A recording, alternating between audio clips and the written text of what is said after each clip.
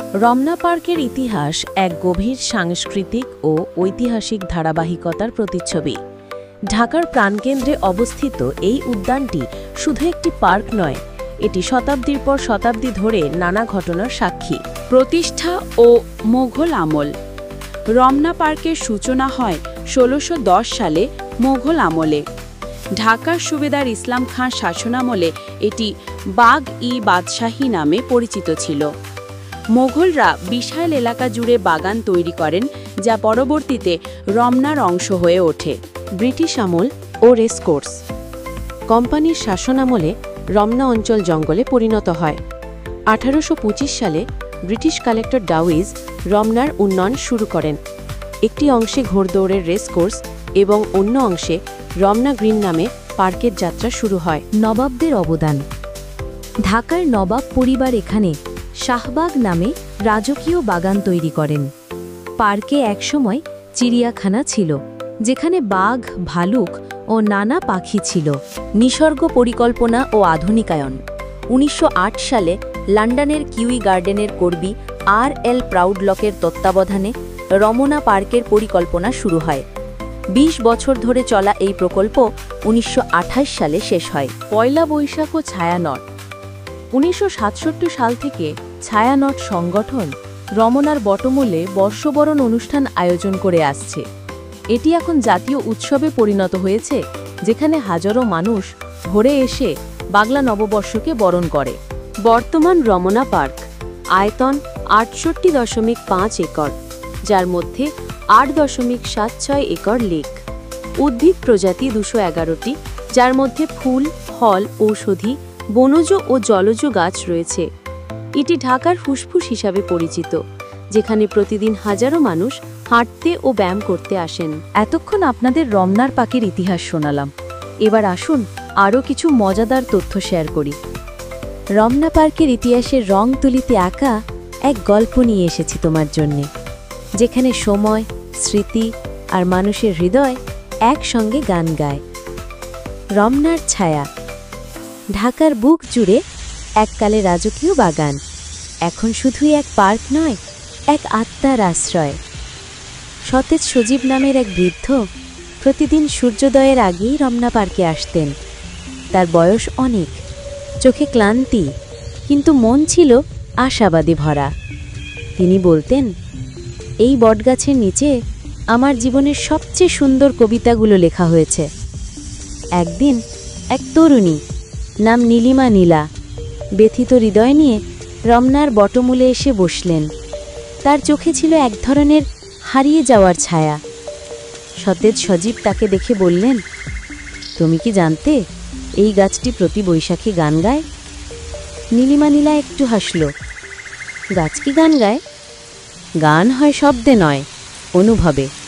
সতেজ সজীব বললেন, এই পার্কে কত প্রেম জন্মে নিয়েছে, কত স্বপ্ন হারিয়েছে, আর কত শোক আলিঙ্গন পেয়েছে। এই বটগাছ সেই সব গল্পের রাখাল।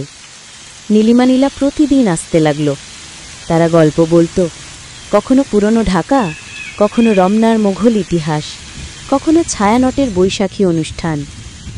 একদিন বৈশাখের সকালে রাইনা সতেজ সজীব কবিতা পড়ল বটগাছের নিচে। গাছের পাতার মধ্যে দিয়ে আলো ঢুকল, আর যেন সারা রমনা পার্ক তাকিয়ে রইল সেই মুহূর্তের দিকে। কেমন লাগলো গল্পটা? এই ধরনের ভিডিও পেতে চ্যানেলটি সাবস্ক্রাইব করুন। রমনার বটমূলে এক বিকেল। ঢাকার কোলাহল থেকে পালিয়ে এসে রমনা পার্কে ঢুকল রাফি। তার মনটা আজ ভারী, কোনো কারণ নেই, তবুও যেন কিছু একটা হারিয়েছে। হাঁটতে হাঁটতে সে পৌঁছালো সেই বিখ্যাত বটমূলে, যেখানে পহেলা বৈশাখে হাজারো মানুষ গান গায়, হাসে, কাঁদে। আজ সেখানে কেউ নেই, শুধু এক বৃদ্ধ বসে আছেন, চোখ বন্ধ করে। রাফি কাছে গিয়ে বসতেই বৃদ্ধ বললেন, তুমি কি জানো এই গাছটা একদিন এক প্রেমিকের সাক্ষী ছিল? রাফি চমকে উঠল। কে ছিলেন তারা? বৃদ্ধ হাসলেন। একজন কবি আর একজন চিত্রশিল্পী। তারা প্রতিদিন এখানে বসে স্বপ্ন আঁকত, কিন্তু একদিন যুদ্ধ এলো আর তারা হারিয়ে গেল। শুধু এই গাছটা রয়ে গেল তাদের গল্প নিয়ে। রাফি চুপচাপ শুনল। বাতাসে পাতার দোল, দূরে পাখির ডাক, আর বৃদ্ধের কণ্ঠে যেন এক কবিতা বয়ে চলেছে। তুমি যদি মন দিয়ে শোনো, বৃদ্ধ বললেন, এই গাছ তোমার মনেও গল্প ফুঁসিয়ে তুলবে। রাফি চোখ বন্ধ করল। তার ভেতরে যেন এক নতুন গল্প জন্ম নিচ্ছে, একটা গল্প যেখানে বেদনা আছে কিন্তু আশাও আছে। রমনা পার্কে রোবট মামা। রমনা পার্কে একদিন সকালবেলা হাঁটতে বের হলো ছোট্ট তালহা। তার হাতে একটা ছোট্ট রোবট, নাম দিয়েছে রোবট মামা। রোবটটা কথা বলে, গান গায়, আর মাঝে মাঝে এমন সব কথা বলে যে পাশের মানুষজন থমকে দাঁড়ায়। তালহা রোবট মামাকে নিয়ে পার্কে হাঁটছে। হঠাৎ রোবট মামা বলে উঠল, এই গাছটা আমার চাচা, আমি এখানে জন্মেছি। পাশের এক দাদু চমকে উঠে বললেন, তুমি গাছের চাচা, তাহলে তুমি কি পাখিদের মামা? রোবট মামা গম্ভীর গলায় বলল, আমি শুধু গাছের চাচা না, বাদামেরও বন্ধু। আমাকে বাদাম খাওয়াও, না হলে আমি গান গাইব, বাদাম বাদাম দাদা কাঁচা বাদাম। তালহা হেসে গড়িয়ে পড়ে। পার্কের লোকজনও হাসতে হাসতে বলে, এই রোবট মামাকে সিনেমায় নেওয়া উচিত। তালহা রোবট মামাকে নিয়ে বেঞ্চে বসে। রোবট মামা বলে, এই বেঞ্চটা আমার প্রেমিকা ছিল, এখন সে আমাকে ভুলে গেছে। তালহা বলে, তুমি তো রোবট, প্রেম কিভাবে করো? রোবট মামা উত্তর দেয়, আমার প্রেম ছিল ওয়াইফাই কানেকশন দিয়ে, এখন ডিসকানেক্ট হয়ে গেছে। এই গল্পটা যদি তোমার ভালো লাগে, আমরা রোবট মামার আরও অ্যাডভেঞ্চার লিখতে পারি, যেখানে সে রমনা পার্কে হারিয়ে যায় বা পয়লা বৈশাখে ছায়ানোটের সঙ্গে গান গায়। এবার শোনাও এক ইসলামী গল্প, যেটা রমনা পার্কের ছায়ায় জন্মে নিয়েছে, কিন্তু তার গভীরে আছে আধ্যাত্মিক শিক্ষা ও হৃদয় ছোঁয়া বার্তা। রমনা পার্কে এক নিঃশব্দ ইবাদত।